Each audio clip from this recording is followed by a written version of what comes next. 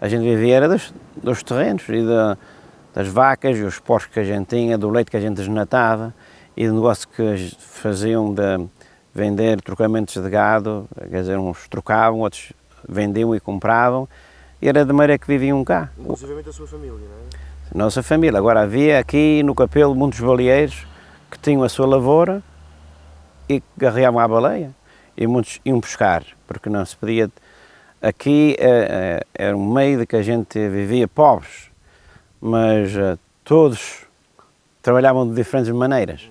Os que trabalhavam e sabiam poupar, esses viviam razoavelmente, mas alguns, infelizmente, dependiam no peixe e quando aparecia baleia, enfim, não cultivavam coisas necessárias para a família, viviam um pouco apertados, mas é da maneira que o mundo é.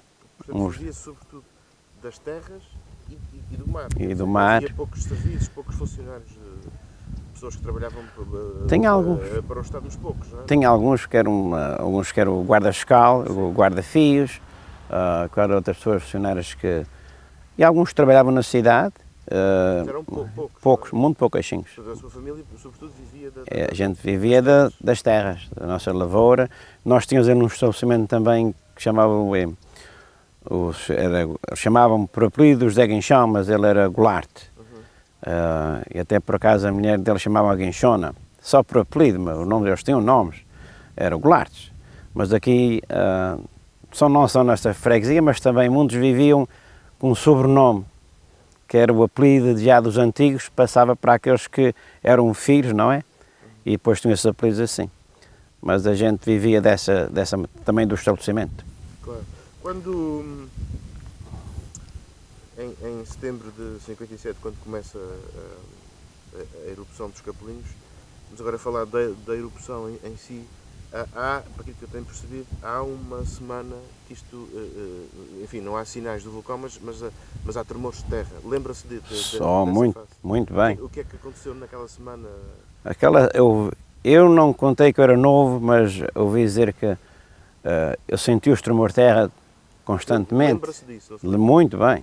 Agora a quantia de dias dizem que a terra estremeceu por 5 dias e 5 noites. Não era tremores de terras muito fortes, mas estavam constantemente a fazer, e aqui isso é uma coisa que nunca tinha acontecido antes, que eles se lembrem. O senhor nunca tinha sentido um sismo antes? Nunca. Bom, já a gente tinha tremores de terra. Eu lembro uma vez estava na escola e houve um tremor de terra e ficou tudo assustado, porque a gente não tinha experiência disso. E quando cheguei aqui à nossa casa, a gente tinha aqui uma tafona e em pena tinha caído, porque as pedras que a gente tinha nessa tafona eram um pouco pequenas, porque a gente chama a tafona é onde a gente guarda o gado, chamava-se a tafona. E aqueles que tinham melhor construção, elas se aguentaram, aquelas que tinham pobre construção, arruinavam e algumas caíam. Foi só o que me lembro de rapazinho novo antes do vulcão. Mas então voltando... Aquela semana foi que isto estremecia e continuou a estremecer, as pessoas começaram a ficar assustadas, o que é que ia acontecer? Lembro a gente de vir do Tequim e eles diziam, pois, passou-se um dia ou dois, ele disse, a terra continua a tremer. E ele disse que o Tomás Pacheco, que andava já sobre esse, que era um faroleiro, que é também nosso amigo, ele é gente aqui do coro da igreja, ele é que era o músico mais aperfeiçoado aqui de roda naquele tempo, e era faroleiro. Ele disse que se a gente puser um copo de água em cima da mesa, continuava a tremer, está a perceber? E quando havia um tremor de terra mais fortinho, a gente sentia uma zoada, mais ou menos, depois vinha por aí abaixo e que tudo estremecia. E depois a gente não sabia o que ia acontecer. Só fazia ideia do que é que ia acontecer. Isto vai acontecer alguma coisa. Se naqueles dias vocês dormiram, se não dormiram? Olha, eu falar sinceramente, como era garoto, eu parece-me que eu dormia. Não tinha.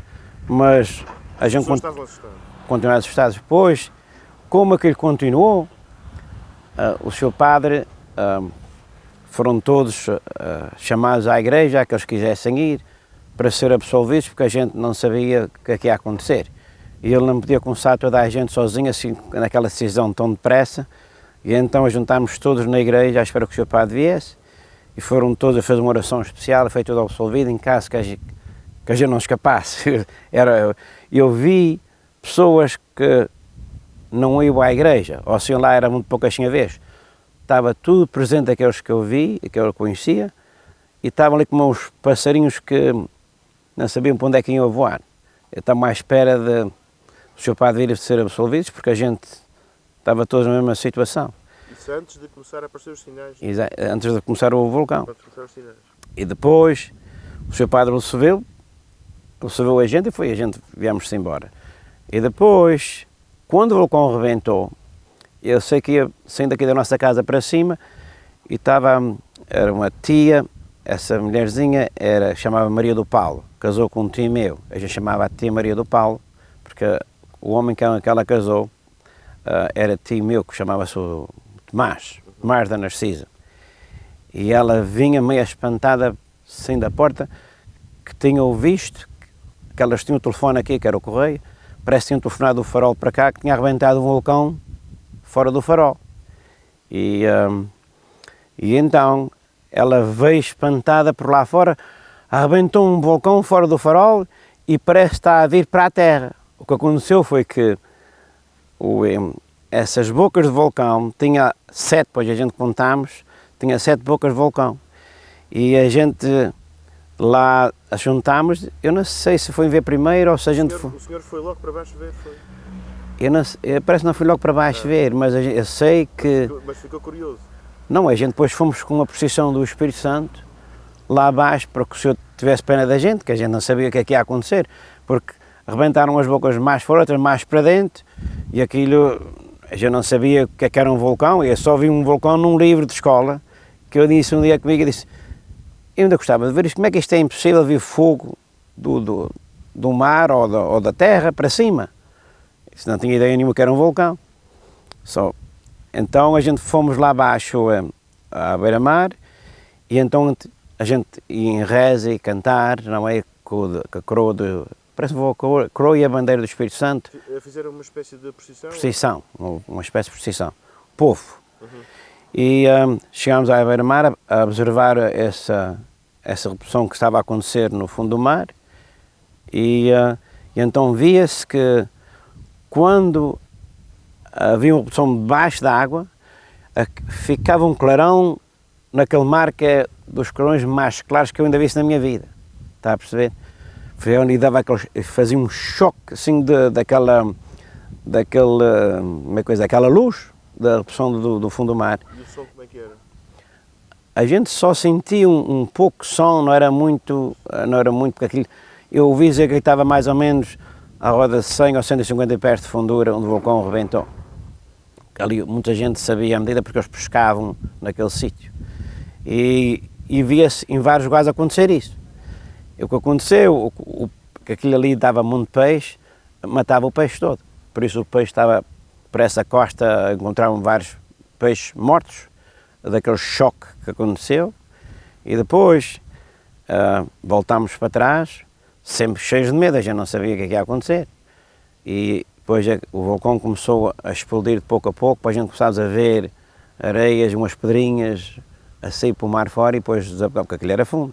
O senhor foi sempre indo lá abaixo ver isso? Ou via Não, a gente via mesmo atrás do farol, ao lado do farol, quer dizer. Iam lá abaixo todos os dias? Não era todos Não, os dias? não ia lá todos os dias, mas de vez em quando a gente ia ver, e mesmo a gente via costumava sair até a casa do Tomás Varas, porque aquilo é um passeio de longe. E a gente via da casa do Tomás Varas aquelas opções, não é?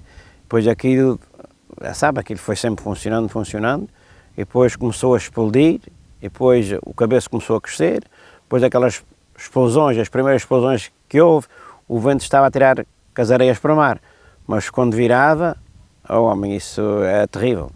Vinha aquelas nuvens cheias a gente chama de lameira, cinzas, e de água salgada daquele vapor forte que fazia, e trazia aqui por cima da ilha, e começou a queimar tudo.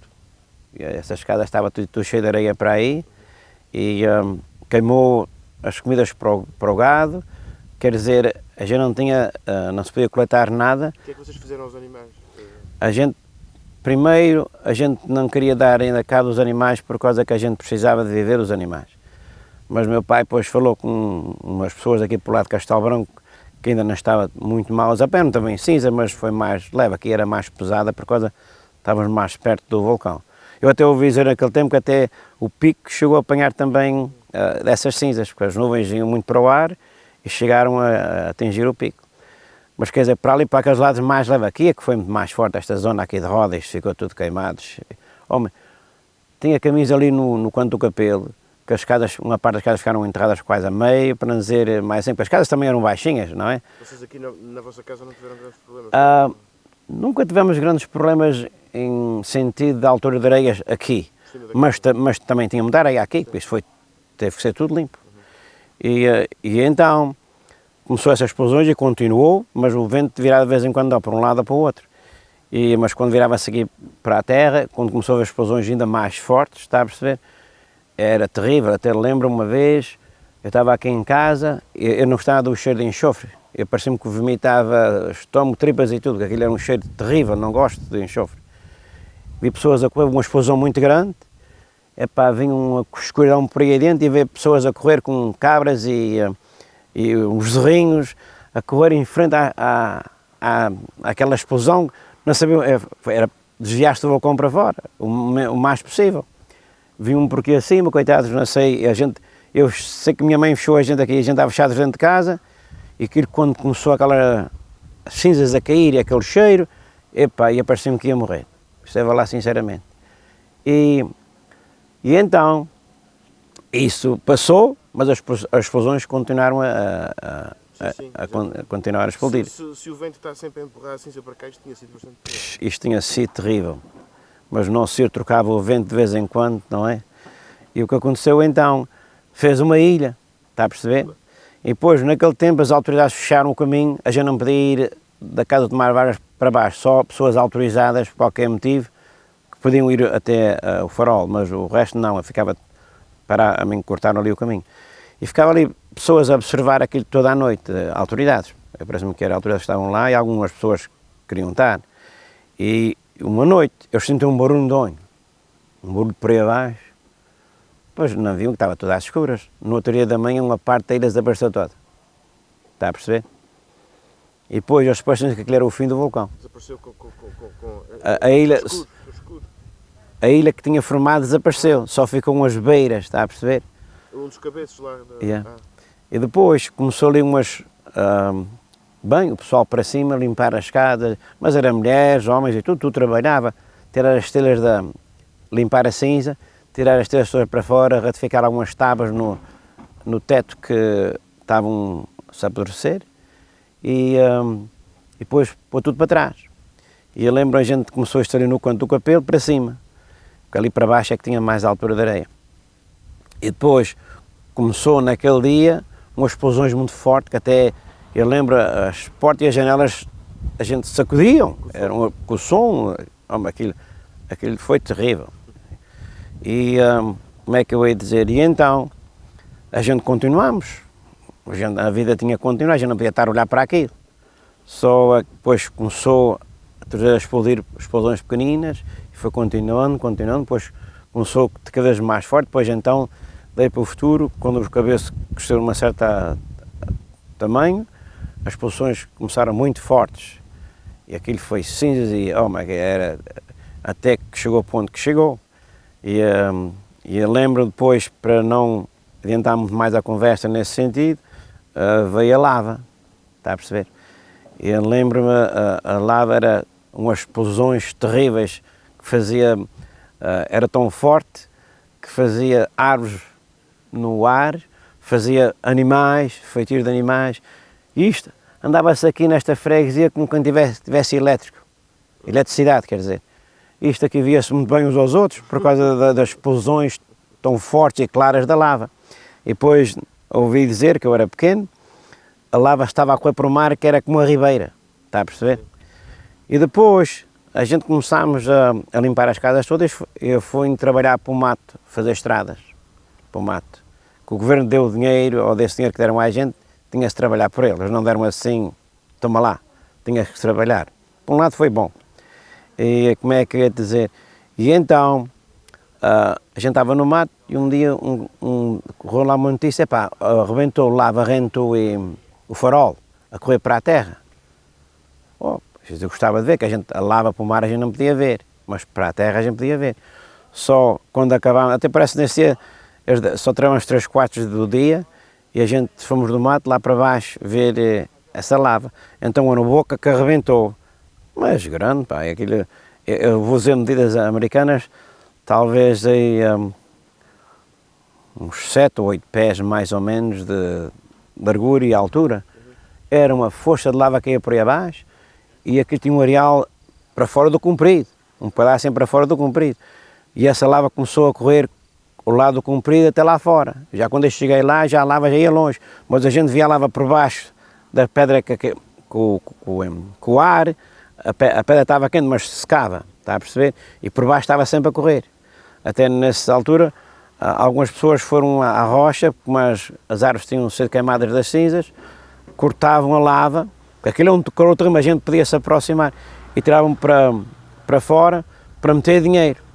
E alguns para o dinheiro não, para ficarem com a lembrança, para o dinheiro não se derreter, urinavam em cima por causa, arrefecer da pedra de qualquer maneira, a areia ou a urina, para arrefecer, para o dinheiro ficar lá, senão o dinheiro derretia, está a perceber?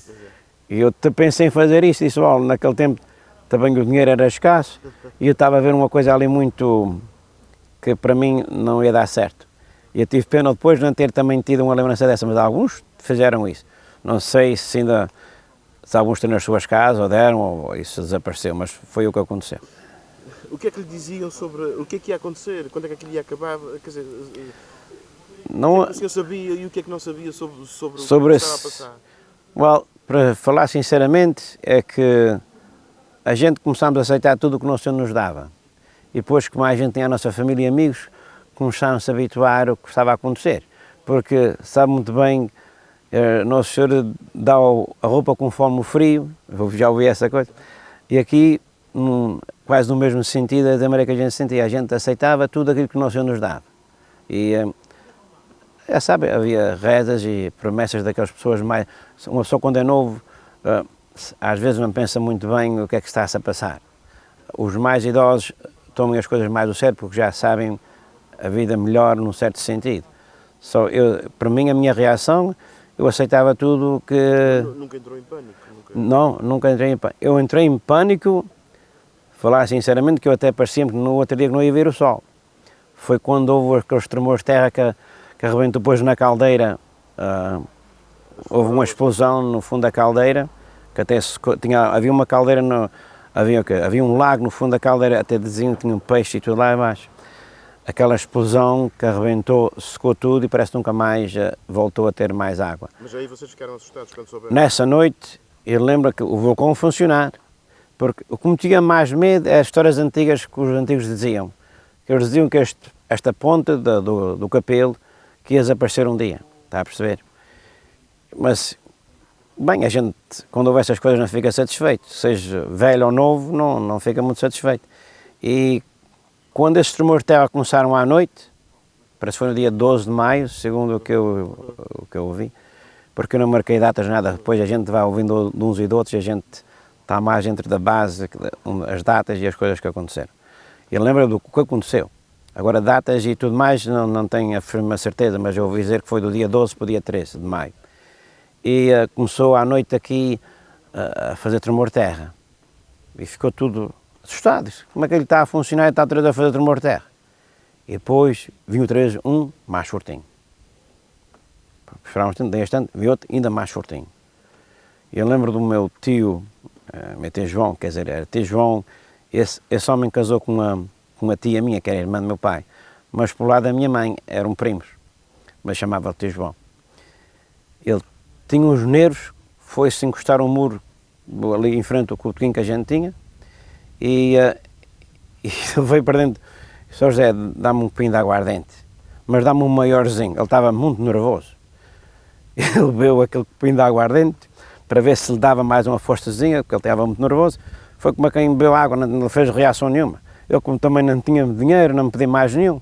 E depois a gente começámos a sair de não se encostar às paredes, nem estar dentro de edifícios, porque aquilo começou, cada vez que repetia sempre mais forte, e foi andando, epá, isto depois no fim, ao fechar da noite, era cada um tremor de terra que isto é terrível. Tinha a ver com Com o vulcão da Caldeira, mas a gente não sabia, o que é que estava a passar. Afinal, começou a ser o pessoal todo retirado da freguesia para fora, porque o vulcão a funcionar, já tinha feito aquelas montanhas, está a perceber? Aquilo veio de algum lugar, e como eles estavam, parece-me que eles também estavam desconfiados do que é que ia acontecer aqui. Só começaram a retirar... a falar que aquele dia que a Caldeira ia entrar em erupção. Não, a gente não sabia. Mas ninguém disse isso? Ninguém disse nada, porque a gente estava só saindo dos tremores de terra, não sabia. A gente estava totalmente... Ninguém falou que tinha começado uma erupção também lá em cima na Caldeira. Os antigos dizem que o princípio do Faial que foi a Caldeira. Sim, mas naquela altura ninguém vos disse o que estava a acontecer na Caldeira. Vocês não sabiam. A gente não sabia nada. Quando é que souberam isso? Eu vou contar o resto da história. Depois, começámos a fugir todos daqui para fora, havia velhinhos que não podiam andar, então os carros, eu chamo de táxi, foram buscar as autoridades para o governo, aqui do governo civil. Foram buscar as pessoas, tirados todos daqui para fora e fomos a pé por aí acima. Já quando chegámos ao Alto Arroio do Cabo, tinha ali um caminho, tinha uma parede mais alta, já estava o caminho escachado, já estava arruinado. Eu disse, vocês tomem cuidado, que tem aqui umas caixas, vão por lá acima, que isso de repente pode cair por aí abaixo, porque aquilo continuou, aquele tremor de terra. E depois começavam a gente rezar o terço e cantando, porque a gente, como é que para nós nos ajudar, porque a gente não sabia o que ia acontecer.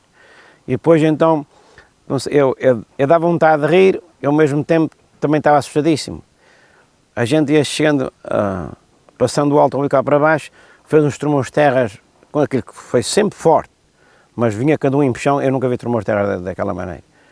Eu estava tanto assustado que eu disse, amanhã não vou ver o sol. Isso foi a única coisa que aconteceu nisto tudo, que eu desconfiei mesmo, estava mesmo com medo. O senhor aí entrou em pânico. Yeah. E a gente ia rezando o texto das Chagas, e quando chegava aquele tremor de terra forte, e a gente ia rezando e depois aquilo ia morrendo, está a perceber? E depois quando via aquele foi meu Jesus, perdão, misericórdia! Eu na altura conheci umas pessoas que iam reto a mim, dei-me vontade de rir e ao mesmo tempo, eu estava assustadíssimo. E depois ouvi um lanço, ouvi rochas a cair e parecia-me que isto me diziam que isto ia desaparecer, que isto já estava a bater-se tudo.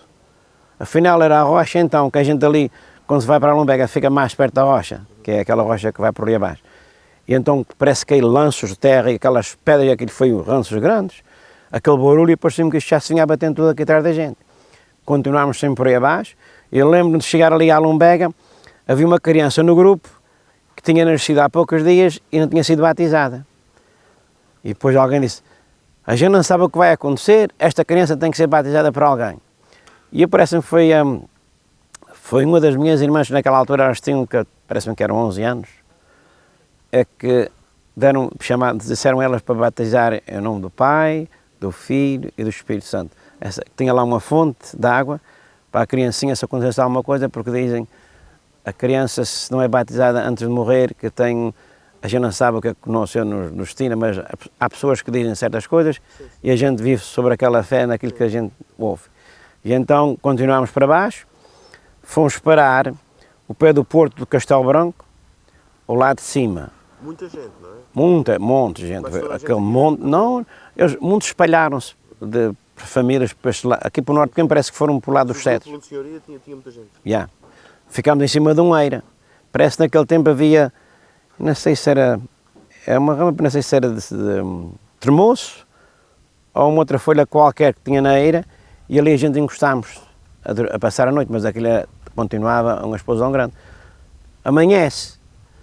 O que acontece é que aquelas pessoas de Castelo Branco tinham gado do lado da caldeira e foram tirar leite, mas alguém que olhou para o fundo da caldeira, depois aquilo parou. Ao romper da manhã aquilo parou. foram olhar, então houve uma explosão no fundo da caldeira, foi na altura que disseram que tinha arrebentado na caldeira, mas isso foi só uma explosão, que aquilo, há vezes que era gases estavam entupidos, na maneira de ver, e que saíram e parou. Sim, mas na altura vocês ficaram mais assustados? Não, nessa altura, para o uso do tremor de terra já não ficámos tão assustados, porque parou, está a perceber? E depois dessa data por diante, nunca mais sentimos tremor de terra. Falou que provavelmente a caldeira ia entrar em erupção, ninguém vos Não, disse isso. não por causa que quando houve essa explosão, só houve essa explosão e mais nada. E então até disse que era quase com era um lameiro branco, a explosão que houve, Sim, sim. deitou como um lameiro branco. E eu não fui ver isso. O senhor conhecia a caldeira? Já Muito conhecia, bem, conhecia. eu já fui aqui, Tinha ido já naquela altura ver, já conhecia aquilo? eu conhecia, mas para falar sinceramente, não, eu fui mais tarde à caldeira, porque a gente começámos a consertar as águas da Praia do Norte e fomos lá à borda da caldeira, mas já não havia essa explosão de lama Mas branca. Antes disso o senhor conhecia a caldeira? Não? Sim, conhecia. também. Eu lembro-me, por São João a gente ia para a caldeira, e eu tinha para aí os meus, mais de 7 ou 8 anos, e a minha avó ia para a caldeira com o meu tio Henrique e a mulher, e umas raparigas, e tal, uns rapazes, e eu queria ir também, eu pedi à minha mãe. E ela disse, não vais sozinho. Eu disse, não, a avó vai ir. Depois a minha mãe falou com a minha avó, e ela tomou a responsabilidade de tomar conta de mim. E saímos daqui, a subir para aí acima, fomos à caldeira, fomos até a ermida de São João, e depois descemos para baixo, para a ermida de São João, lá no, que a gente tem aqui acima da cidade, até aí à ermida, estava aí muita gente também, mas lá em cima, na borda daquela, estava cheio de gente. Havia umas tascazinhas disto e daquilo, umas bebidas e umas comidazinhas, petiscos. E cá embaixo a mesma coisa, parece que dançavam também nesse tempo, isto foi antes do vulcão. Sim. E então, a gente vamos ali um bocadinho e depois viemos a pé para casa. Foi o dia que eu andei mais na minha vida. Eu era rapazinho e estava aqui fazendo uma fogueira de São João, aqui a gente chama a cova, aqui mais abaixo, e eu sempre gostei das fogueiras e de juntar-se, e não rapazes, não é? Queriam brincar, a gente saltava à fogueira e tudo mais. E nesse dia eu não tinha a energia ir para lá, para a brincadeira, que as minhas pernas estavam a doer muito. Sim, Isso foi o dia que eu andei mais na minha vida no Faial. Aquilo foi de uma tarde até outro dia da manhã. Mas era E foi violento, não é? tremor de terra, eu falo por mim, eu nunca vi tremores de terra tão fortes. Porque eles disseram que aquele vulcão que arrebentou, isto foi antes disto de acontecer, os cientistas, aquele vulcão tinha tanta força que ele disse que se aquele vulcão arrebentasse na ilha que estava escachasse a ilha ao meio. Tinha muita força aquele vulcão, do que ele fez. Isto foi o que eles disseram. Mas é só por acontecer o que aconteceu, tivemos uma ideia mais ou menos do que é que podia acontecer se aquele vulcão tivesse arrebentado aqui em terra, está a perceber? Lembra-se do bispo da altura ter vindo aqui ao Capel, ou não tem memória? Do bispo não tenho memória, eu não digo que ele não veio. Ele esteve cá, não sei se o senhor se lembra. Não, essa parte não me lembro, eu lembro-me só desta questão. Lembra-se enfim, passaram aqui alguns cientistas, mas poucos, lembra-se também disso? Oh sim, eu lembro-me que, porque fez um areal muito grande aqui para a costa adiante, mas ali o Rento Cumpri fez um areal que só para quem viu o que aquele vulcão fez. E as montanhas que ainda existem lá. Aquilo, eu não tenho compreensão nenhuma daquele material onde é que veio, está a perceber? E tal e qual como dizem que estas ilhas foram formadas de vulcão, eu não sei, este material veio de algum lugar, eu não posso, e não tenho a mínima ideia. E então a gente ia passeando na areia, e a gente encontramos umas pessoas, até não sei se estava o cientista lá a procurar a comprimir o vulcão, porque eles resistem isto tudo por causa de outros vulcões, ter umas ideias mais ou menos como é que aquilo trabalha. E um aproxima-se, o senhor sabe, que eu sabia que a gente sabia que ele era cientista, o senhor sabe-me dizer o que é que vai acontecer aqui com este vulcão? Ele disse, bom, a gente temos aqui só procurando as separações de explosões e a gente, para comparar com outros vulcões que já aconteceu, e a gente está a estudar isso. e depois ele fez mais perguntas a ele, já não sei exatamente das perguntas que ele fez, e ele chegou-se a uma altura e disse assim, olha, eu vou dizer uma coisa ao senhor, a gente somos cientistas, e a gente tem isto registado mais ou menos, mas todo o vulcão são todos diferentes, não é a mesma coisa. E uma outra coisa, daqui para baixo e daqui para cima, só um é que sabe. Mas quer dizer, não me faças mais perguntas que eu não posso responder, que eu não sei. Está a perceber? Eu achei graça no homem que o homem respondeu sinceramente e justo. Porque a gente pode saber muito, mas quem sabe, finalmente tudo, é só um. É só isso que eu quero dizer. Portanto, a erupção foi-se desenvolvendo, vocês foram percebendo que ela ia diminuindo de intensidade, não é? Sim. E iam ficando aliviados ou... Sim, ficava mais. Aliás, que a gente passámos por um período muito gostoso na vida, não tem lembrança de ninguém dizer o que a gente passámos. Está a perceber? Portanto, de facto, no seu caso e da sua família, vocês foram ficando aliviados quando perceberam que aquilo estava a passar? Sim, eu falo por mim, a gente e talvez toda a gente que passaram pelo período que passaram, que ficaram muito mais aliviados em isto chegar ao fim que chegou.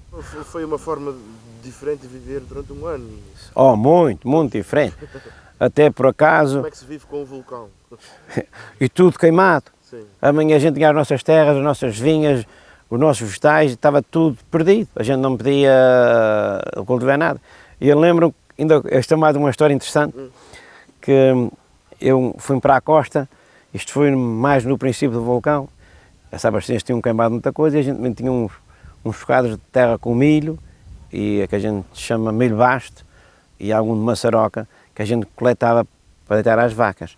E fui mais meu pai lá para a costa, e naquele tempo havia trovoada seca derivada do vulcão, dos gases que saíam, havia uma trovoada, e era cada um berro dos trovões, que é uma coisa que eu nunca ouvi. A gente ouvia trovões aqui, mas aqueles eram formidáveis, eram mais fortes e tinham um certo som que assustava. E eu lembro-me, as nuvens estavam bastante por aí adiante, são as nuvens do vulcão, estava lá embaixo e estava um monte de melos, não sei o que, lá acima da gente, porque eles andavam debaixo, também atrás do milho e coisas lá da terra, os animais são assim. E houve um trovão tanto grande, pum, os melos avoaram todos, parecia que alguém tinha dado algum tiro, fizeram uma chiada que me por lá assim. Havia certas cenas que se aconteciam naquele tempo que dava vontade de rir, mas ao mesmo tempo a gente temia, porque o poder de Deus é muito grande, e aqueles raios que aconteceu aqui no passado, que eu lembro-me aqui um que rebentou, fez um vulcão e veio um raio que atraiu uma casa ali em cima, que pisou duas pessoas bem e arrebentou eles tinham aquelas pedras grandes nas chaminés, que se queixou e foi por aí acima. Depois eu ouvi dizer que matou, não sei se um bezerrinho, uma cabra de um homenzinho mais acima, mas aquilo foi quase que em segundos só. Aquilo é muito perigoso. E eu já conhecia isso, só eu tinha muito medo. Vocês ficaram, de facto, quando isto foi passando, ficaram de facto aliviados, quer dizer, a vida começou a encarreirar mais, quer dizer, encarreirar mais num certo sentido, porque as terras e os gado, Como é que vocês resolveram o problema das terras, não resolveram? Os problemas das terras ficaram todos para aí, o gado depois meu pai teve que as vender, porque a gente não podia aguentar. Como é que vocês viveram? Do que é que vocês passaram a viver? Depois como eles deram, a gente tinha o estabelecimento ainda ali a funcionar, não é? E depois, como abriu um trabalho, só havia o dinheirinho dos trabalhos para a gente terminar a vida. E depois também houve muita ajuda de outras, principalmente da América, dos Estados Unidos, deram muitas comidas, roupas e enfim, para ajudar as famílias. E então houve como estava tudo queimado e a gente não podia cultivar nada dos terrenos, então houve alguém na América que se interessou-se para a gente, até parece que começou no East Province, de um homenzinho que era um político português, que começou essa história toda. Por acaso há uma história sobre esse homem e da maneira que começou. Pois ele tinha o Cena Pastore, que era italiano, mas interessou-se muito para a gente, e o Kennedy, que era de Massachusetts, e alguém aproximou-se a eles para ver se aliviava o problema que estava aqui.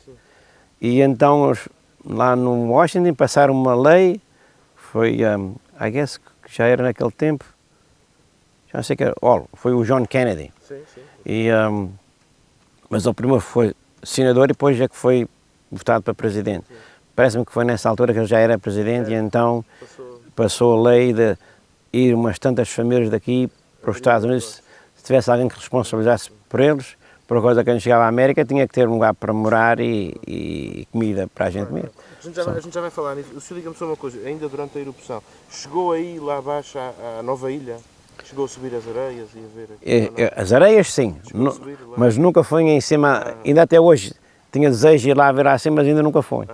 Mas as areias sim, e vinha até os capelinhos, aquelas areias ali de roda, andei ali de roda várias vezes. Yes. Com o vulcão a erupção, não é? Parece-me que, lá ver, está em erupção, mas aquilo parava de vez em quando. E a gente nunca se aproximava muito, porque nunca sabia qual era a próxima erupção. Só. A sua família também, havia pessoas que se dedicavam à pesca, foi isso, eu percebi isso. Ou não? Não, a minha família não, na sua família não. Mas aqui os vizinhos nossos e da freguesia tinha muitas pessoas que... Eles continuaram a pescar durante a erupção ou pararam com isso? Parece-me que parou por causa que a varagem onde eles põem os botes encheu tudo de areia, está a perceber? E eles pararam, mas estava outros pontos da ilha que continuaram a pescar, mas para aqui não, por causa do que estava-se a passar. Sim, Só claro. O senhor, então, depois desta história toda, opta por sair daqui? Sim, pois... A sua opção foi porque é que o senhor decidiu sair? Por já porque houve essa abertura toda dos Estados Unidos, não é? Exatamente. O senhor explicou há bocadinho. Mas o senhor achou que era uma oportunidade para... Meu pai, eu era pequeno, meu pai é que resolveu o caso. Mas meu pai tinha irmãos e irmãs na América e na Califórnia desde os anos de 1911, mais ou menos. E o meu avô, do lado da minha mãe, também estava na Califórnia, mas quem responsabilizou para a gente foi os meus tios, que eles chamam lá Wist. Meu tio Almano, meu tio Manuel e minha tia Filomena. Eles tinham as suas casas e tinham alguma coisa seu, só eles tinham força de bastante de nos chamarem. Só quando houve essa lei, meu tio Almano parece que começou a desenvolver isso, juntamente com os outros, e fizeram as cartas de responsabilidade para a gente. Só quando essa lei abria, a gente começava logo a tratar dos papéis para ir para a América, que aquilo levava um bocadinho de tempo. E então, a gente fomos os primeiros sinistrados que saíram aqui do Faial, debaixo dessa lei, para os Estados Unidos. E eu lembro-me que foram muitos. Era a nossa família, que era o Joaquim Silva, tinha o António Silva, que era um sobrinho do meu pai, que veio no canto, também uma irmã, parece que é da irmã da mulher dele, que estava em Taunton, fez o termo de responsabilidade.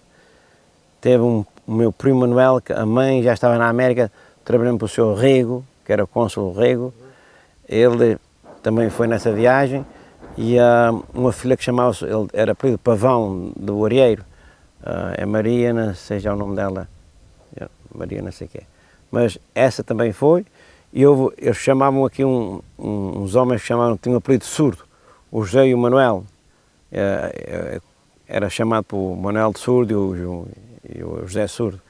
Essa família então, eles tinham um irmão lá na Califórnia que tinha um fome grande, tinha muito seu. Só então, foi as famílias que seguiram então do Faial para a América.